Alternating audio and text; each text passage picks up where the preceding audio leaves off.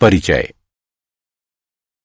बच्चों, आज हम एक नए विषय का अध्ययन करेंगे।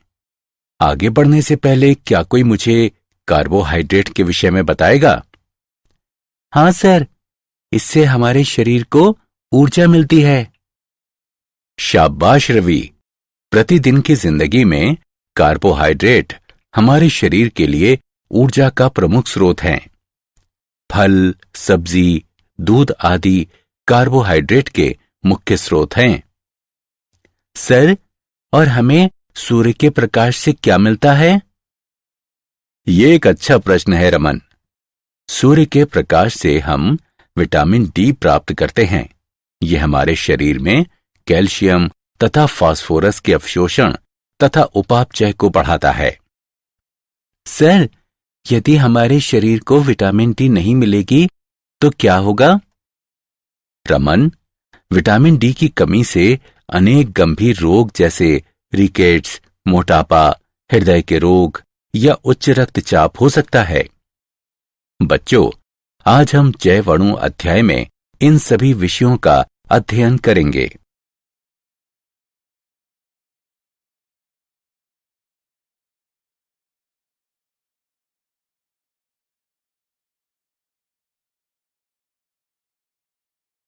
उद्देश्य। इस पाठ के अंत में आप निम्न करने में सक्षम हो जाएंगे। जैव अणु को परिभाषित करना, कार्बोहाइड्रेट्स का वर्णन करना, कार्बोहाइड्रेट का वर्गीकरण करना, प्रोटीनों की व्याख्या करना, एमिनो अम्लों का वर्गीकरण करना, प्रोटीनों की संरचना को जानना, एंजाइम को परिभाषित करना, विटामिनों के बारे में जानना, विटामिनों तथा उनकी कमी से होने वाले रोगों का वर्गीकरण करना और न्यूक्लिक अम्ल की संरचना की व्याख्या करना।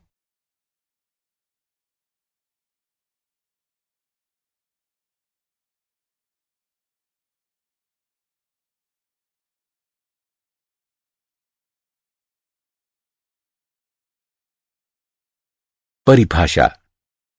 जैव रसायन विज्ञान की वो शाखा है जिसके अंतर्गत जीवों के रासायनिक संगठन तथा उनकी संरचना और उनके अंदर होने वाले विभिन्न रासायनिक परिवर्तनों का अध्ययन किया जाता है।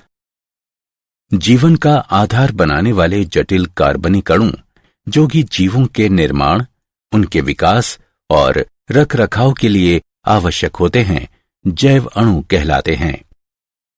जैव अणु जीवधारियों के साथ एक क्रम में जुड़े होते हैं। जीवधारी, अंग, ऊतक, कोशिका, अंगक तथा जैव अणु। कोशिका। कोशिका जीवन की एक मौलिक इकाई है। यह इतनी सूक्ष्म यानी छोटी होती है कि इसे नग्न आंखों से नहीं देखा जा सकता है, अतः इन्हें देखने के लिए सूक्ष्मदर्शी का प्रयोग किया जाता है। कोशिकाएं जीवन के लिए आवश्यक रसायनों के पैकेट हैं। कोशिका में वृद्धि करने तथा विभक्त होकर नई कोशिकाओं के निर्माण करने की क्षमता होती है। ये संतति कोशिकाएं आगे चलकर विभक्त होकर नई कोशिकाओं को उत्पन्न करती हैं। कोशिकाएं परस्पर जुड़कर ऊतकों का निर्माण करती हैं। ऊतक परस्पर मिलकर अंगों का निर्माण करते हैं और अंग परस्पर मिलकर जीवों का निर्माण करते हैं। एक जीवित कोशिका में 50 तत्व शामिल होते हैं। एक जीवित कोशिका में सबसे प्रचुर मात्रा में मिलने वाला पदार्थ जल होता है, जो कि कोशिका का कुल 70% भार बनाता है। जल के अतिरिक्त कोशिका में बड़ी संख्या में कार्बन यौगिक पाए जाते हैं। कार्बोहाइड्रेट। कार्बोहाइड्रेट यौगिकों जैसे glucose, fructose, sucrose, starch, cellulose आदि की एक महत्वपूर्ण श्रेणी का निर्माण करते हैं, जो कि हमारे प्रतिदिन के क्रियाकलापों में एक महत्वपूर्ण भूमिका निभाते हैं। कार्बोहाइड्रेटों को पॉलीहाइड्रोक्सी एल्डिहाइड अथवा कीटोन या उन यौगिकों के रूप में परिभाषित किया जा सकता है जो उन्हें जल अपघटित कर सकते हैं। इन्हें सैकेराइड्स के नाम से भी जाना जाता है। यह हमारे भोजन का सर्वश्रेष्ठ स्रोत हैं। ये मुख्यतः पौधों से उत्पन्न होते हैं। सामान्य सूत्र CxH2O Y वाले यौगिकों को कार्बोहाइड्रेट नाम दिया गया था।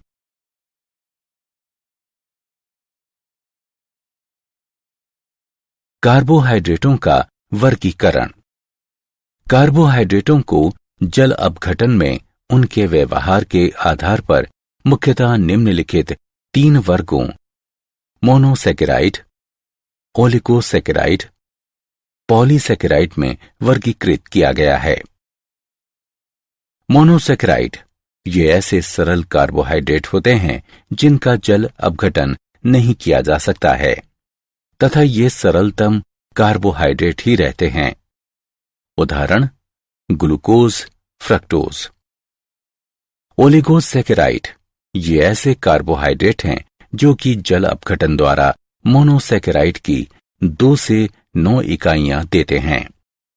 इनकी उपश्रेणियां होती हैं जो कि एक निश्चित ओलिगोसैकेराइड के जल अपघटन द्वारा निर्मित मोनोसैकेराइड इकाइयों की वास्तविक संख्या पर निर्भर करती हैं।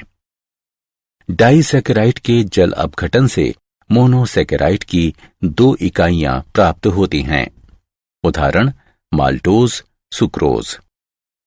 ट्राइसैकेराइड के जल अपघटन से मोनोसैकेराइड की 3 इकाइयां प्राप्त होती हैं। उदाहरण रैफिनोज। टेट्रासैकेराइड के जल अपघटन से मोनोसैकेराइड की 4 इकाइयां प्राप्त होती हैं। उदाहरण स्टेकिलोज। पॉलीसैकेराइड ये ऐसे कार्बोहाइड्रेट हैं जो कि बहुलक अणु होते हैं तथा जिनके जल अपघटन से अनेक संख्या में मोनोसैकेराइड की इकाइयां प्राप्त होती हैं। उदाहरण स्टार्च, ग्लाइकोजन तथा सेल्यूलोज।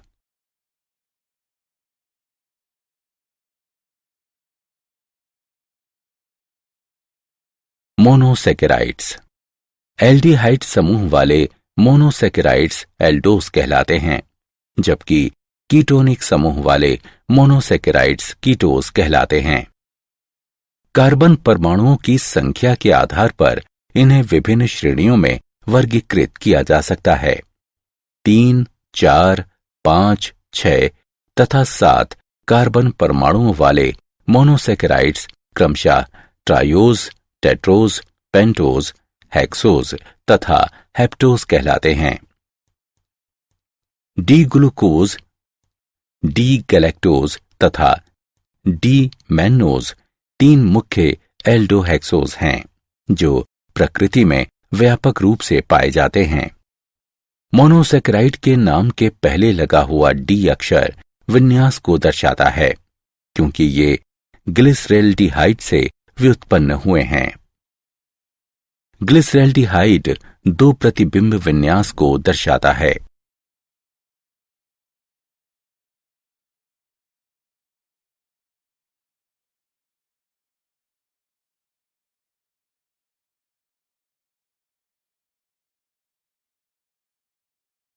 Glucose C6H12O6।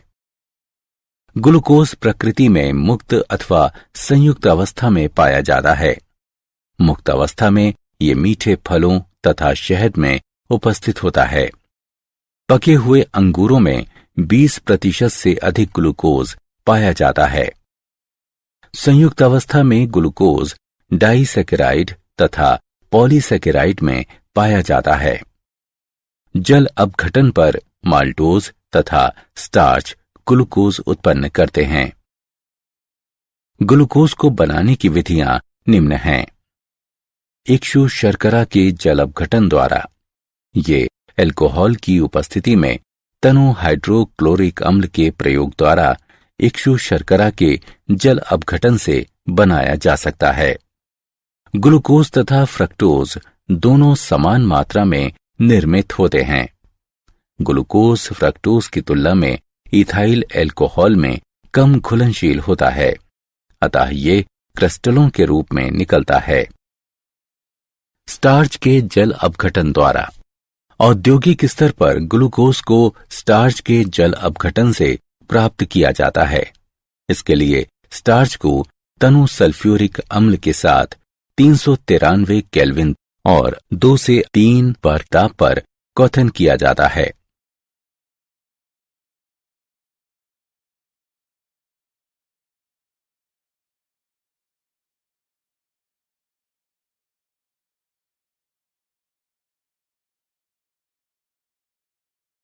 ग्लूकोज की रासायनिक अभिक्रियाएं। ग्लूकोज की खुली श्रृंखला संरचना में एक एल्डिहाइड समूह, एक प्राथमिक एल्कोहलिक समूह और 4 द्वितीयक एल्कोहलिक समूह पाए जाते हैं। ग्लूकोज हाइड्रोजन साइनाइड के साथ संयोग करके ग्लूकोज साइनोहाइड्रिन का निर्माण करता है। ग्लूकोज हाइड्रोक्सिल एमीन के साथ अभिक्रिया करने पर एक ऑक्सिम जैसे एल्डिहाइड देता है। ग्लूकोज फिनाइल हाइड्राजीन के साथ अभिक्रिया करके फिनाइल हाइड्राजोन देता है। ग्लूकोज एसिटिक एनहाइड्राइड के साथ अभिक्रिया करके पेंटा एसीटेट बनाता है, जो ग्लूकोज में 5 OH समूहों की उपस्थिति की पुष्टि करता है। दुर्बल ऑक्सीकरण कर्मक द्वारा ग्लूकोज ऑक्सीकृत होकर ग्लूकोनिक अम्ल का निर्माण करता है। सुदृढ़ ऑक्सीकरण कर्मक द्वारा ग्लूकोज ऑक्सीकृत होकर ग्लूकेरिक अम्ल का निर्माण करता है। सोडियम अमलगम के साथ अपचयन करके ग्लूकोज सार्बिटॉल एक हेक्साहाइड्रिक अल्कोहल में अपचयित हो जाता है। जब ग्लूकोज तनुक्षारीय विलयन के साथ अभिक्रिया करता है, तब ये उत्क्रमणीय समावयवीकरण से होकर गुजरता है तथा डी ग्लूकोज, डी मैनोज तथा डी फ्रक्टोज का साम्य मिश्रण बनाता है। ये टॉलिन अभिकर्मक, फेलिंग विलयन तथा बेनेडिक्ट विलयन को अपचयित करता है। ग्लूकोज की चक्रीय संरचना। कुछ साक्ष्य ये संकेत करते हैं कि डी ग्लूकोज की विवृत श्रृंखला संरचना साम्यावस्था में प्राथमिक रूप से 2 चक्रीय रूपों के साथ पाई जाती है। ये अनेक अभिक्रियाएं CHO समूह की अनुपस्थिति को दर्शाती हैं। ग्लूकोज 2 भिन्न क्रिस्टलीय रूपों में पाया जाता है, जिन्हें अल्फा तथा बीटा कहते हैं। ग्लूकोज का अल्फा रूप गलनांक 303 केल्विन, इसके सांद्र विलयन से 303 केल्विन ताप पर क्रिस्टलीकरण द्वारा प्राप्त किया जाता है, जबकि ग्लूकोज का बीटा रूप गलनांक 373 केल्विन पर ग्लूकोज के गर्म एवं संतृप्त विलयन से इसके क्रिस्टलीकरण से प्राप्त किया जाता है। ये परिवर्ती ध्रुवण घूर्णन को दर्शाती है। एक ध्रुवण घूर्णक यौगिक के विशेष घूर्णन का साम्यावस्था में परिवर्तन होना परिवर्ती ध्रुवण घूर्णन कहलाता है। यह परीक्षण इस तथ्य को दर्शाता है कि शर्कराएं साधारणतः चक्रीय हेमी एसिटेल या हेमिकीटल संरचनाओं के रूप में पाई जाती हैं तथा केवल बहुत कम अणु ही विवृत श्रृंखला संरचना में पाए जाते हैं। हावर्त संरचनाएं। चक्रीयकरण के परिणाम स्वरूप एनोमेरिक कार्बन असम्मित हो जाता है तथा फिशर प्रक्षेप में नवीन निर्मित OH समूह या तो बाईं तरफ अथवा दाईं तरफ पाया जाता है। इसके परिणाम स्वरूप 2 समावयवी बनते हैं। ऐसे समावयवी जिनमें हाइड्रोक्सिल समूह C1 के दाईं तरफ स्थित होता है, अल्फा डी समावयवी कहलाते हैं। ऐसे समावयवी जिनमें हाइड्रोक्सिल समूह C1 के बाईं तरफ स्थित होता है, बीटा डी समावयवी कहलाते हैं। हावर्त संरचना में वलय यानी रिंग के निचले मोटे किनारे यानी सिरे पर्यवेक्षक के सबसे पास होते हैं। फिशर प्रक्षेप में दाईं तरफ वाले समूह हावर्त संरचना में वलय यानी रिंग की सतह के नीचे लिखे होते हैं। फिशर प्रक्षेप में बाईं तरफ वाले समूह हावर्त संरचना में वलय यानी रिंग की सतह के ऊपर लिखे होते हैं। फ्रक्टोज। फ्रक्टोज पौधों में पाया जाने वाला एक सरल मोनोसेकेराइड है। ग्लूकोज तथा ग्लैक्टोज के साथ ये 3 खाद्य मोनोसेकेराइडों में से एक है, जो कि पाचन के दौरान सीधे ही रुधिर धारा में अवशोषित हो जाते हैं। पके हुए फलों के रसों तथा शहद में ये ग्लूकोज के साथ पाया जाता है। ये लेव्युलोज भी कहलाता है, क्योंकि प्राकृतिक फ्रक्टोज लेवोरोटेटरी होता है। संयुक्त अवस्था में ये सुक्रोज तथा इन्युलिन नामक पॉलीसेकेराइड में पाया जाता है। औद्योगिक स्तर पर ये तनु सल्फ्यूरिक अम्ल से इन्युलिन के जल अपघटन द्वारा बनाया जाता है।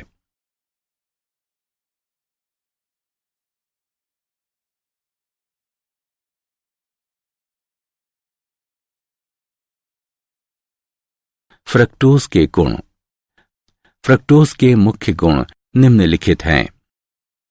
ये भी 2 चक्रीय अवस्थाओं में पाया जाता है, जो कि C5 पर OH की कीटोनिक समूह से C2 पर अभिक्रिया द्वारा निर्मित होता है। इस प्रकार 5 सदस्यीय वलय बनती है तथा इसकी फ्यूरेनोस संरचना होती है। ये भी परिवर्ती ध्रुवण घूर्णन को दर्शाता है। ये रंगहीन क्रिस्टलीय ठोस है तथा ये स्वाद में मीठा होता है। ये ग्लूकोज के मुकाबले जल तथा अल्कोहल में अधिक घुलनशील होता है। ये भी टॉलेन अभिकर्मक, फेहलिंग विलयन तथा बेनेडिक्ट विलयन को अपचयित करता है।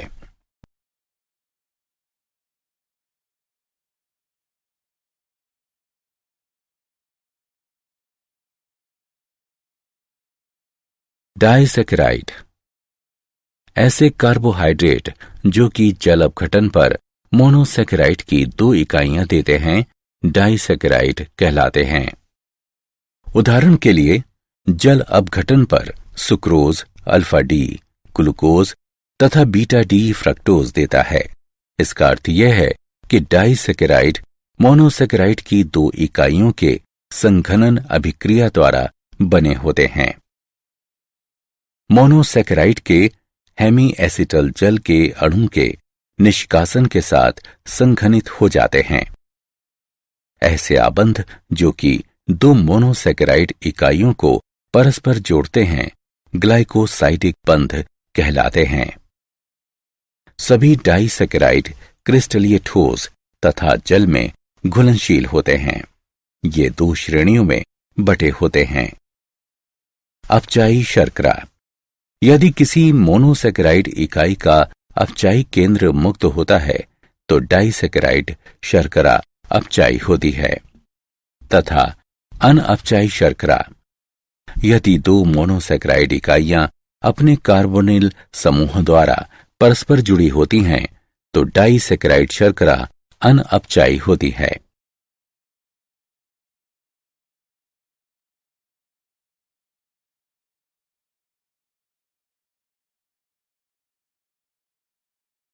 सुक्रोज। सुक्रोज सर्वाधिक मात्रा में पाया जाने वाला डाइसेकेराइड है तथा ये सभी प्रकाश संश्लेषी पौधों में पाया जाता है। ये एक सफेद क्रिस्टलीय ठोस है जो कि जल में घुलनशील होता है। जब ये इसके गलनांक द्रवण बिंदु से ऊपर गर्म किया जाता है तो ये एक भूरे रंग का पदार्थ कैरामेल का निर्माण करता है। औद्योगिक रूप से ये गन्ने तथा चुकंदर से निकाला जाता है। सुक्रोज का जल अपघटन तनु अम्लों अथवा इन्वर्टेज एंजाइम से कराने पर यह समान मात्रा में डी ग्लूकोज तथा डी फ्रक्टोज देता है। सुक्रोज जमा 66.5 डिग्री के विशेष घूर्णन के साथ डेक्स्ट्रो रोटेटरी होता है। जल अपघटन पर सुक्रोज समान मात्रा में डेक्स्ट्रोरोटेटरी ग्लूकोज तथा लेवोरोटेटरी फ्रक्टोज का मिश्रण देता है। सुक्रोज का ग्लूकोज तथा फ्रक्टोज में समान मात्रा के मिश्रण में परिवर्तन होना ध्रुवीय घूर्णन के चिन्ह में परिवर्तन के द्वारा दर्शाया जाता है। इस प्रकार सुक्रोज का जल अपघटन शर्करा का अपवृतन कहलाता है। ग्लूकोज तथा फ्रक्टोज का समान मात्रा का मिश्रण अपवृत्त शर्करा कहलाता है।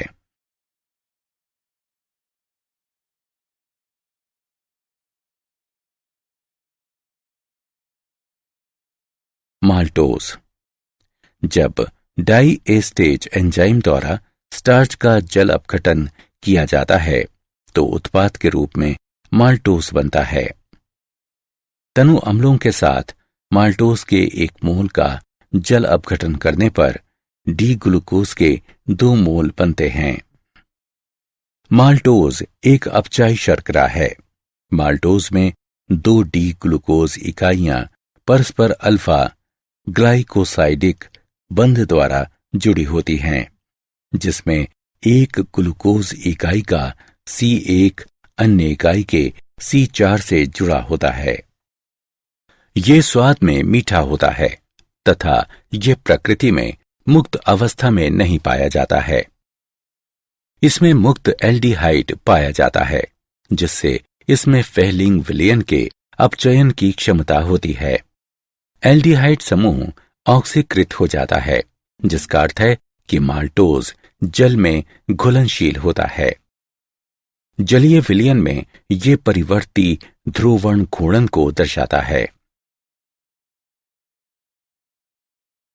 लैक्टोज लैक्टोज एक डाइसैकेराइड है जो कि गैलेक्टोज तथा ग्लूकोज से मिलकर बना होता है। लैक्टोज अणु की एक विशेष आकृति होती है जो कि प्रकाश सूक्ष्मदर्शी द्वारा देखी जा सकती है। ये मुख्यतः गाय के दूध में पाया जाता है। ये दूध का लगभग 2 से 8% भाग बनाता है। ये दवा उद्योग में प्रयोग किया जाता है। इसके भौतिक गुणों तथा कम मूल्य के कारण ही इसका प्रयोग अधिक प्रचलित है।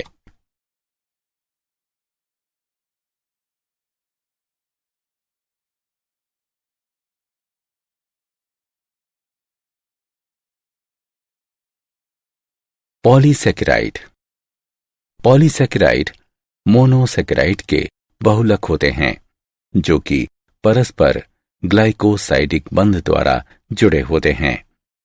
ये ग्लाइकेन्स भी कहलाते हैं। ऐसे पॉलीसैकेराइड जो कि एकल मोनोसैकेराइड के बहुलक होते हैं होमोपॉलीसैकेराइड कहलाते हैं।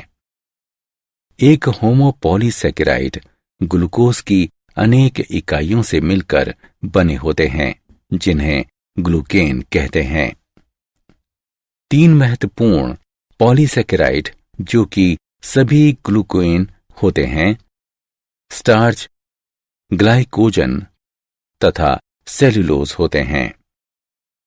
ये ग्लूकोज के बहुलक होते हैं तथा एक दूसरे से आणविक भार, ग्लूकोज अणुओं के मध्य बंध की प्रकृति तथा बहुलक श्रृंखला की डिग्री में भिन्न होते हैं।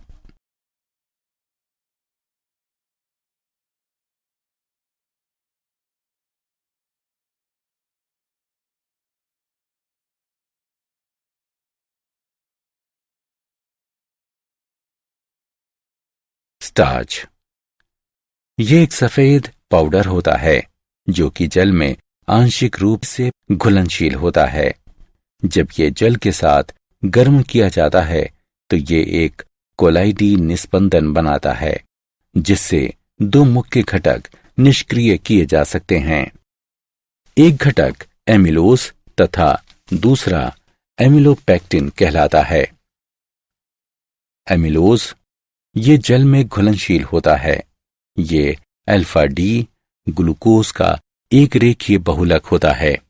एक एमिलोस में 1000 डी ग्लूकोपाइरेनोज इकाइयों से अधिक पाई जाती है, जो कि अल्फा ग्लूकाइसाइडिक बंध द्वारा जुड़ी होती है, जिसमें एक इकाई का C1 अगली इकाई के C4 से जुड़ा होता है। एमिलोपेक्टिन ये स्टार्च का जल में अघुलनशील भाग होता है। एक ग्लूकोज इकाई के C6 तथा दूसरे के C1 के मध्य शाखा बनती हैं, जो कि 20 से 25 इकाइयों के अंतराल पर पाई जाती हैं। इसका आणविक भार 1 से 6 मिलियन होता है।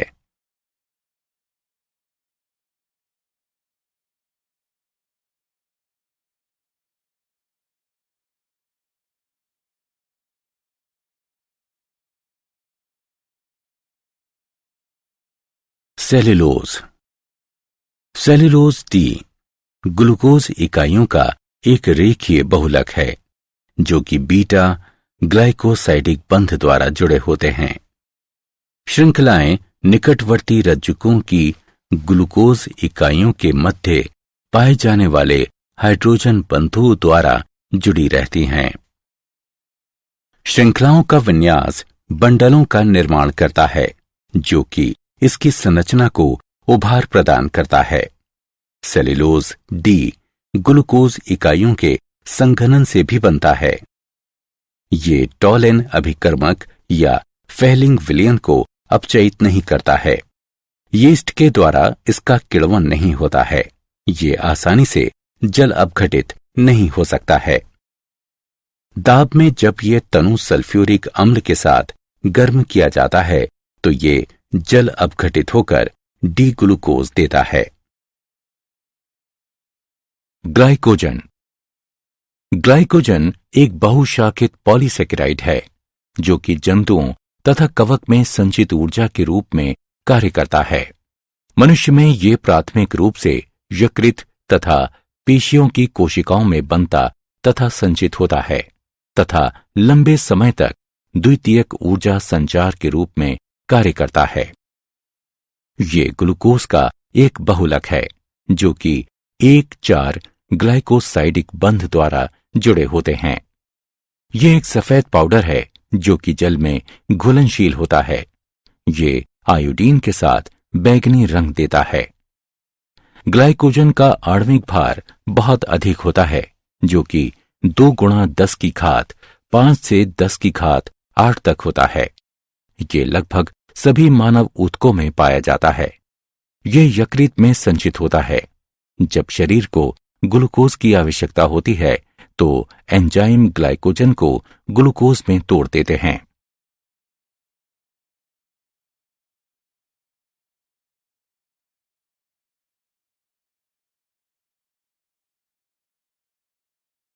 कार्बोहाइड्रेटों का महत्व।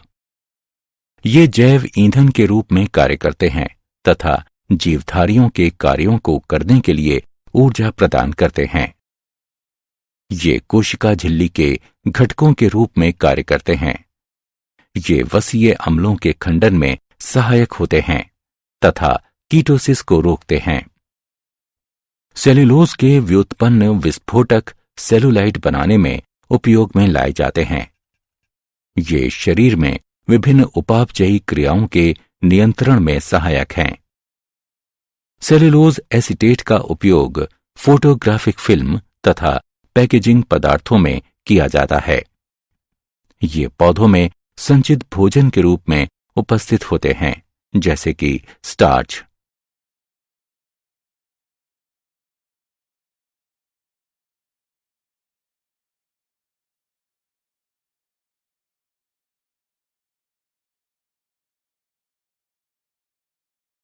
प्रोटीन। जीवित तंत्र में प्रोटीन सर्वाधिक प्रचुरता में पाया जाने वाला जैव अणु है।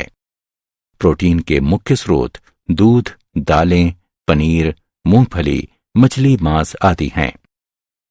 ये शरीर के सभी भागों में पाए जाते हैं तथा जीवन की संरचना तथा कार्यों का आधार बनाते हैं। ये शरीर की वृद्धि तथा रख रखाव के लिए भी आवश्यक होते हैं। प्रोटीन सजीवों के अंदर विभिन्न कार्यों को प्रतिपादित करते हैं। इन कार्यों के अंतर्गत उपापचयी अभिक्रियाओं का उत्प्रेरण करना, डीएनए का प्रतिकृतिकरण, उद्दीपनों के प्रति अनुक्रिया करना तथा अणुओं का एक स्थान से दूसरे स्थान तक परिवहन करना आदि शामिल हैं।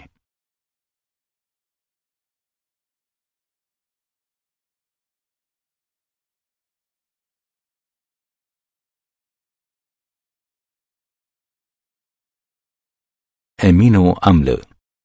ये एमिनो व्युत्पन्न कार्बोक्सिलिक अम्ल होते हैं। अल्फा एमिनो अम्ल प्रोटीनों तथा पेप्टाइडों के मूलभूत अंग होते हैं। अल्फा एमिनो अम्लों में एमिनो समूह अल्फा कार्बन परमाणु पर स्थित होता है।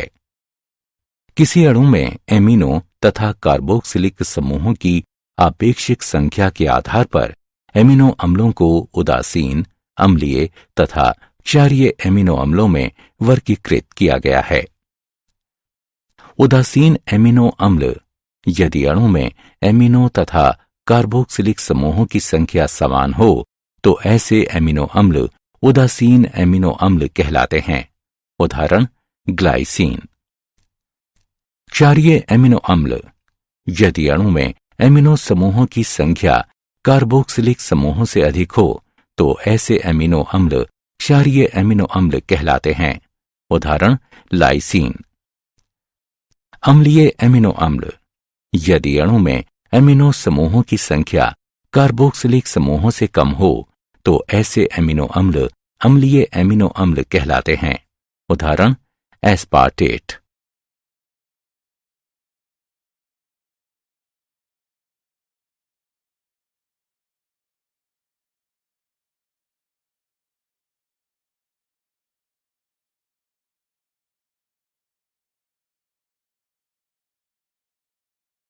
आवश्यक तथा अनावश्यक एमिनो अम्ल। सभी जीवों, पौधों तथा जंतुओं द्वारा एमिनो अम्ल संश्लेषित हो सकते हैं। ऐसे एमिनो अम्ल जो कि शरीर में संश्लेषित होते हैं अनावश्यक एमिनो अम्ल कहलाते हैं। कई जंतु ऐसे एमिनो अम्ल का संश्लेषण करने में असमर्थ होते हैं जो कि उनकी प्रोटीनों के लिए आवश्यक होते हैं। ऐसे एमिनो अम्ल जो कि शरीर में संश्लेषित नहीं हो सकते हैं तथा भोजन द्वारा ही ग्रहण किए जा सकते हैं, आवश्यक एमिनो अम्ल कहलाते हैं। एक वयस्क मानव के लिए 10 आवश्यक एमिनो अम्ल होते हैं। भोजन में आवश्यक एमिनो अम्लों की कमी से रोग हो सकते हैं, जैसे कि क्वाशियोरकॉर।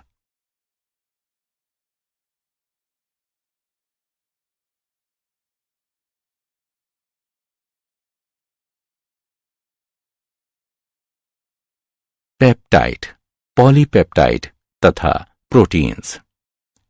एंजाइम जल अणु के निष्कासन द्वारा अल्फा एमिनो अम्लों का बहुलकीकरण करके पेप्टाइडों का निर्माण कर सकते हैं।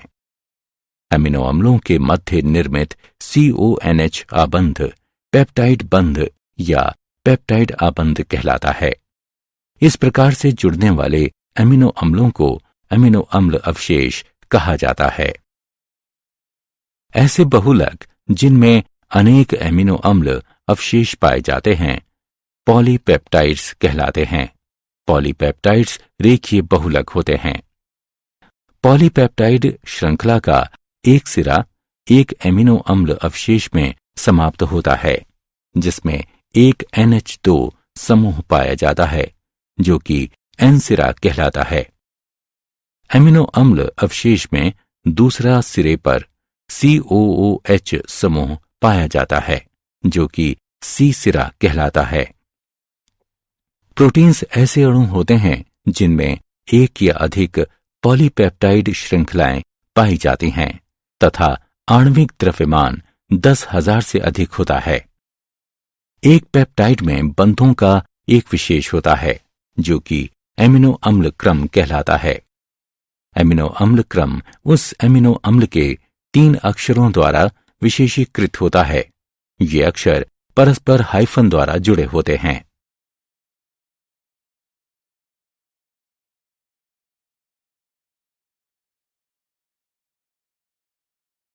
प्रोटीनों का वर्गीकरण।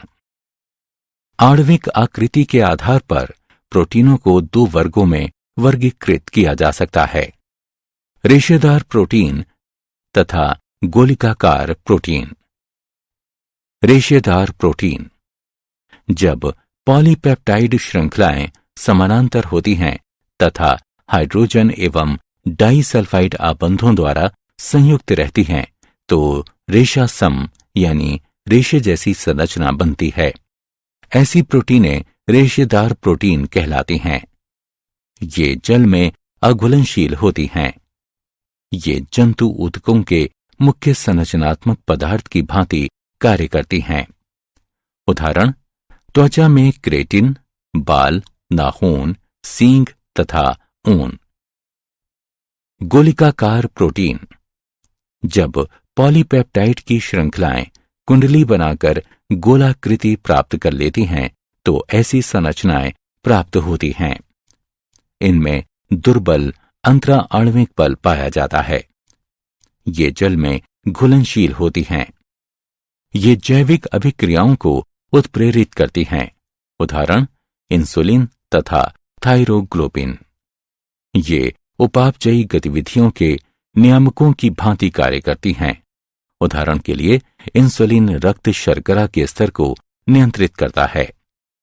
ये प्रतिजैविकों की भांति कार्य करती हैं तथा रोगों से शरीर की रक्षा करती हैं।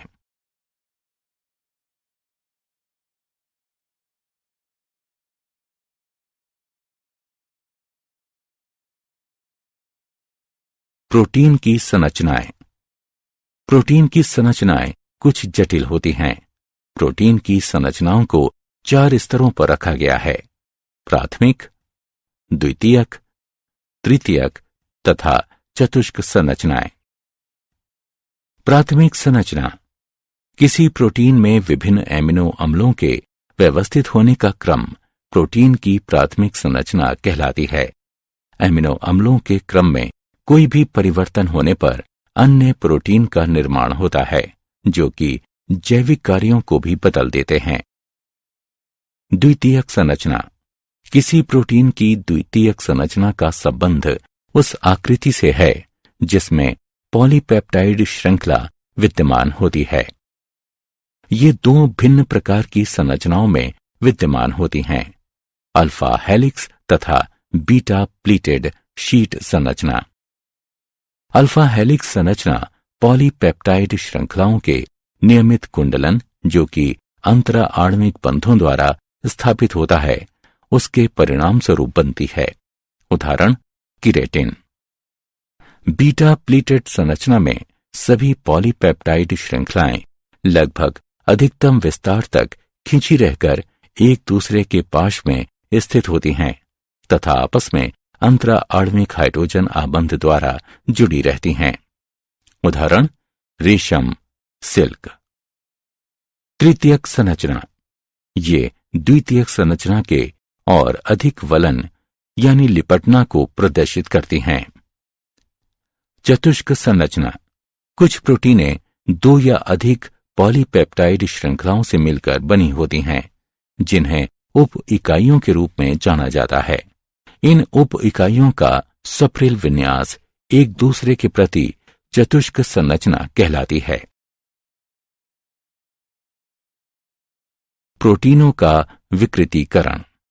जैविक निकाय में पाई जाने वाली विशेष त्रिविमा संरचना तथा जैविक सक्रियता वाले प्रोटीन प्राकृत प्रोटीन कहलाता है। जब प्राकृत प्रोटीन में भौतिक परिवर्तन करते हैं, जैसे ताप में परिवर्तन अथवा रासायनिक परिवर्तन करते हैं, जैसे पीएच में परिवर्तन आदि किया जाता है, तो हाइड्रोजन आबंधों में अस्त व्यस्तता उत्पन्न हो जाती है। स्कंदन भी प्रोटीन की जैविक क्रियाओं को खो देता है। इस प्रकार निर्मित स्कंदन प्रोटीनें विकृतीकृत प्रोटीनें कहलाती हैं। वो प्रक्रिया जिसमें प्रोटीनों के भौतिक गुणों के साथ साथ जैविक गुणों में परिवर्तन हो जाता है, प्रोटीनों का विकृतीकरण कहलाती हैं। उदाहरण, अंडे की सफेदी का स्कंदन तथा दही का जमना।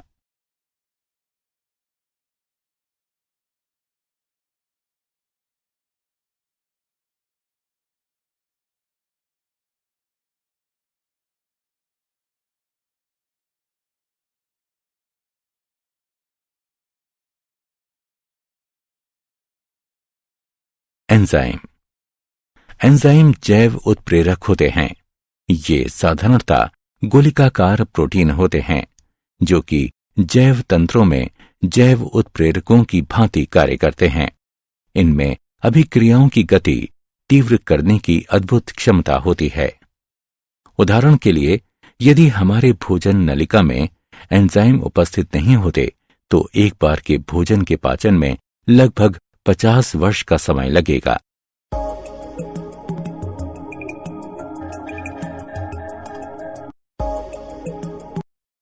एंजाइमों के कुछ सामान्य तथा महत्वपूर्ण गुण निम्न हैं। एंजाइम किसी विशेष अभिक्रिया अथवा विशेष क्रियाधार के लिए विशिष्ट होते हैं। एंजाइम अनुत्प्रेरकीय अभिक्रिया की गति को अत्यधिक बढ़ा देती है। एक अनुकूल पीएच तथा 310 केल्विन तापमान पर इनकी क्रियाशीलता सर्वाधिक होती है। यहां तक कि एंजाइम की बहुत कम मात्रा भी एक अभिक्रिया की गति को बढ़ा देती है।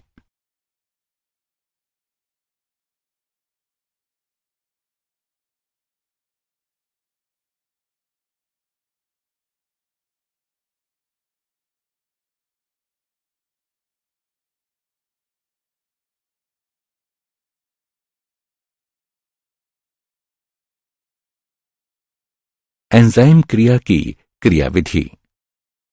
क्रियाधार अणु एंजाइम की सतह पर उपस्थित सक्रिय स्थानों यानी एक्टिव साइटों से जुड़ता है। सक्रिय स्थानों की आकृति इस प्रकार की होती है कि केवल क्रियाधार ही उसमें सही से जुड़ पाता है, जैसे कि एक ताला तथा चाबी। इस प्रकार के विशेष संयोजन द्वारा एंजाइम क्रियाधार कॉम्प्लेक्स का निर्माण होता है। एंजाइम अभिक्रिया की सक्रियण ऊर्जा को कम कर देते हैं।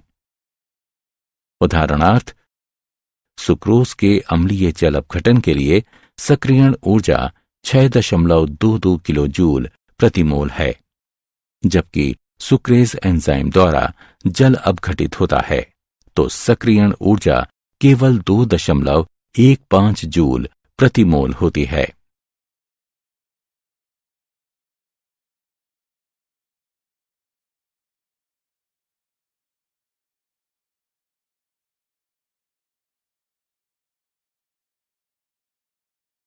विटामिन। कार्बोहाइड्रेट, प्रोटीन तथा वसा के अतिरिक्त अन्य कार्बनिक यौगिक जो कि सामान्य स्वास्थ्य, वृद्धि तथा पोषण के लिए आवश्यक होते हैं, विटामिन कहलाते हैं। विटामिन कार्बनिक यौगिकों का एक समूह होता है जो कि जीवधारियों की वृद्धि तथा उनके क्रियाकलापों के लिए अल्प मात्रा में आवश्यक होते हैं। उनकी अनुपस्थिति से विशेषहीनता जनित रोग हो जाते हैं। विटामिन जटिल कार्बनिक यौगिक होते हैं जो कि ए, बी, सी, टी, ई, एच के अक्षरों द्वारा दर्शाए जाते हैं। पौधे सभी विटामिनों का संश्लेषण कर सकते हैं, किंतु कुछ विटामिन जंतुओं द्वारा निर्मित होते हैं। विटामिन डी सूर्य के प्रकाश द्वारा त्वचा में निर्मित हो सकते हैं।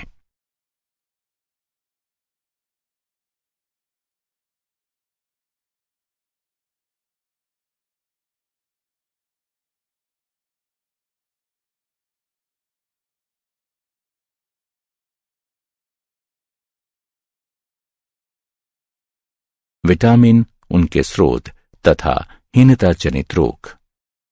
विटामिन ए वसा तथा तेल में घुलनशील होता है। ये वृद्धि तथा दृष्टि के लिए आवश्यक होता है। विटामिन बी एक जल में घुलनशील होता है तथा ऊष्मा द्वारा विखंडित होता है। विटामिन बी 2 जल में घुलनशील होता है। ये ऊष्मा के प्रति स्थायी होता है तथा ऊष्मा द्वारा विखंडित होता है। विटामिन बी6 की कमी द्वारा मरोड़ हो जाती है। विटामिन बी12 जल में घुलनशील होता है तथा इसमें कोबाल्ट पाया जाता है। ये प्रकृति में पाया जाने वाला लाल क्रिस्टल होता है। विटामिन सी जल में घुलनशील होता है। ये पकाने पर तथा वायु में रखने पर विखंडित होता है। ये त्वचा को स्वस्थ बनाए रखता है तथा रोगों के प्रति शरीर की प्रतिरोधक क्षमता को विकसित करने में सहायक है। विटामिन डी वसा में घुलनशील तथा जल में अघुलनशील होता है। ये ऊष्मा तथा ऑक्सीकरण के प्रति स्थायी होता है। विटामिन ई वसा में घुलनशील तथा जल में अघुलनशील होता है। ये ऊष्मा तथा ऑक्सीकरण के प्रति स्थायी होता है। विटामिन एच वसा तथा जल में अघुलनशील होता है। विटामिन के वसा में घुलनशील तथा जल में अघुलनशील होता है। ये ऊष्मा तथा ऑक्सीकरण के प्रति स्थायी होता है।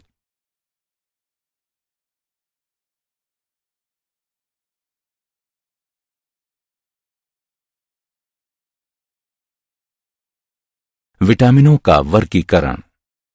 विटामिनों की घुलनशीलता के आधार पर इन्हें दो मुख्य श्रेणियों में वर्गीकृत किया गया है।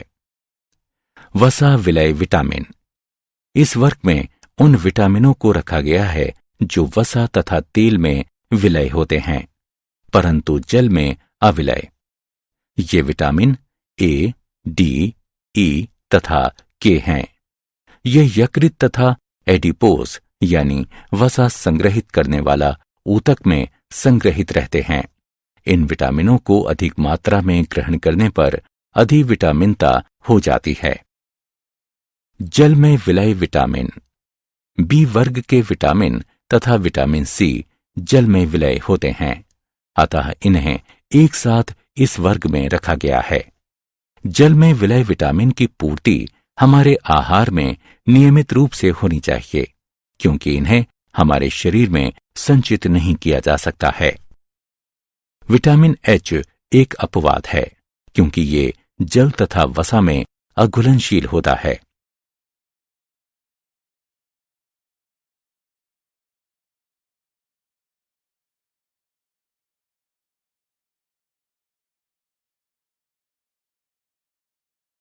न्यूक्लिक अम्ल। न्यूक्लिक अम्ल न्यूक्लियोटाइडों की लंबी श्रृंखला वाले बहुलक होते हैं। ये आनुवंशिक गुणों के स्थानांतरण तथा प्रोटीनों के जैव संश्लेषण में महत्वपूर्ण भूमिका निभाते हैं। न्यूक्लिक अम्ल प्रोटीनों के साथ संयुग्मित होकर न्यूक्लियोप्रोटीन का निर्माण करते हैं। न्यूक्लिक अम्ल दो प्रकार के होते हैं, डीऑक्सीराइबोस न्यूक्लिक अम्ल यानी डीएनए तथा राइबोस न्यूक्लिक अम्ल यानी आरएनए। न्यूक्लिक अम्ल में एन युक्त दो प्रकार के विषम चक्रीय क्षारक पाए जाते हैं, प्यूरिन तथा पिरिमिडिन। प्यूरिन क्षारक एडेनिन तथा ग्वानिन प्यूरिन क्षारकों की श्रेणी में आते हैं क्योंकि इनमें प्यूरिन की भांति विषम चक्रीय यौगिक पाए जाते हैं। पिरिमिडिन क्षारक ये ऐसे यौगिकों का एक समूह है जिसके अंतर्गत साइटोसिन, थायमीन तथा यूरिसिल आते हैं जो कि न्यूक्लिक अम्लों के घटक हैं। डीएनए तथा आरएनए। डीऑक्सीराइबोस न्यूक्लिक अम्ल ये डीऑक्सीराइबोस पेंटोज शर्करा तथा एडेनिन, ग्वानिन, थायमीन तथा साइटोसिन क्षारों से मिलकर बना होता है। शर्करा इकाई के C5 पर एक फॉस्फेट समूह उपस्थित होता है। डीऑक्सीराइबो न्यूक्लियोटाइड्स की इकाइयां फॉस्फेट समूह द्वारा जुड़ी होती हैं। इस प्रकार ये डीऑक्सीराइबो न्यूक्लियोटाइड्स के जैव बहुलक होते हैं तथा इनमें पॉलीन्यूक्लियोटाइड्स की द्विकुंडलित संरचना पाई जाती है। डीएनए के दोनों रज्जुक परस्पर एक दूसरे के पूरक होते हैं। ये आनुवांशिक सूचनाओं का वाहक होता है तथा विशिष्ट प्रोटीन के निर्माण के लिए ये सूचनाओं तथा निर्देशों को कोशिका में भेजता है। राइबोस न्यूक्लिक अम्ल इसमें राइबोस शर्करा, 2 पिरिमिडिन तथा 2 प्यूरिन क्षारक पाए जाते हैं। शर्करा इकाई के C5 पर एक फॉस्फेट समूह उपस्थित होता है। राइबो न्यूक्लियोटाइड्स की इकाइयां फास्फेट समूह द्वारा जुड़ी होती हैं। ये राइबो न्यूक्लियोटाइड्स के जैव बहुलक होते हैं तथा एकल कुंडलित संरचना पाई जाती है।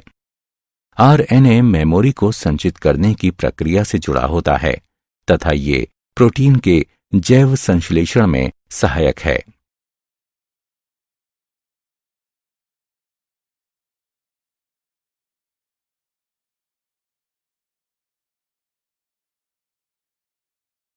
न्यूक्लिक अम्लों के जैविक कार्य। आनुवंशिक स्थानांतरण। डीएनए की द्विकुंडलित संरचना जीव की आनुवंशिक सूचनाओं का संग्रह घर होता है। वो प्रक्रिया जिसके द्वारा एक डीएनए अणु कोशिका के केंद्रक में स्वयं दो समान अणुओं का निर्माण करता है, प्रतिकरण कहलाता है। प्रोटीन संश्लेषण। ये प्रोटीन के संश्लेषण में एक महत्वपूर्ण भूमिका निभाता है। ये दो चरणों में पूर्ण होता है। अनुलेखन। डीएनए की एक रज्जुक से आनुवंशिक सूचनाओं का आरएनए में प्रतिलिपिकरण करने की प्रक्रिया को अनुलेखन कहते हैं। स्थानांतरण। स्थानांतरण या रूपांतरण वो प्रक्रिया है जिसमें अमीनो अम्लों के बहुलकन से पॉलीपेप्टाइड का निर्माण होता है। एमिनो अम्लों के क्रम व अनुक्रम दूत आरएनए में पाए जाने वाले क्षारों के अनुक्रम पर निर्भर करता है।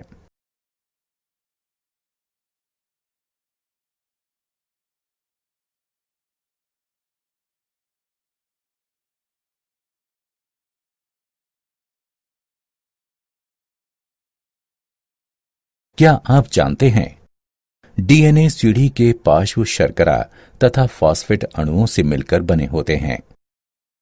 हमारा पूरा डीएनए क्रम न्यूयॉर्क शहर की टेलीफोन डायरेक्टरी के 200 से 1000 पृष्ठ भर देगा। रक्त शर्करा स्तर दो हार्मोनों ग्लूकागोन तथा इंसुलिन द्वारा नियंत्रित होते हैं जो कि अग्नाशय द्वारा स्रावित किए जाते हैं।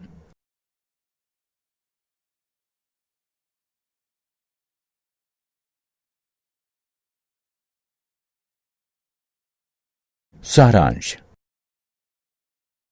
आइए हमने जो कुछ सीखा है उसे संक्षेप में दोहराएं। जीवन का आधार बनाने वाले जटिल कार्बनिक अणु जो कि जीवों के निर्माण, उनके विकास और रखरखाव के लिए आवश्यक होते हैं, जैव अणु कहलाते हैं। कार्बोहाइड्रेटों को पॉलीहाइड्रॉक्सी एल्डिहाइड अथवा कीटोन या उन यौगिकों के रूप में परिभाषित किया जा सकता है जो उन्हें जल अपघटित कर सकते हैं। ग्लूकोज अल्कोहल की उपस्थिति में तनु हाइड्रोक्लोरिक अम्ल के प्रयोग द्वारा इक्षु शर्करा के जल अपघटन से बनाया जा सकता है। एक ध्रुवण घूर्णक यौगिक के विशेष घूर्णन का साम्यावस्था में परिवर्तन होना परिवर्ती ध्रुवण घूर्णन कहलाता है। सुक्रोज का ग्लूकोज तथा फ्रक्टोज में समान मात्रा के मिश्रण में परिवर्तित होना ध्रुवीय घूर्णन के चिन्ह में परिवर्तन के द्वारा दर्शाया जाता है। इस प्रकार सुक्रोज का जल अपघटन शर्करा का अपवर्तन कहलाता है।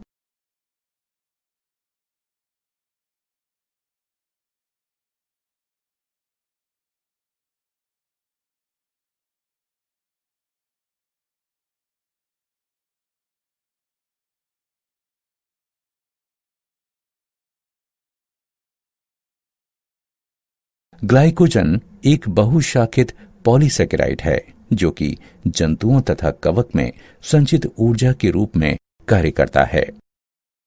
कार्बोहाइड्रेट, प्रोटीन तथा वसा के अतिरिक्त अन्य कार्बनिक यौगिक जो कि सामान्य स्वास्थ्य, वृद्धि तथा पोषण के लिए आवश्यक होते हैं, विटामिन कहलाते हैं। न्यूक्लिक अम्ल न्यूक्लिक ओटाइडों की लंबी श्रृंखला वाले बहुलक होते हैं। ये आनुवंशिक गुणों के स्थानांतरण तथा प्रोटीनों के जैव संश्लेषण में महत्वपूर्ण भूमिका निभाते हैं।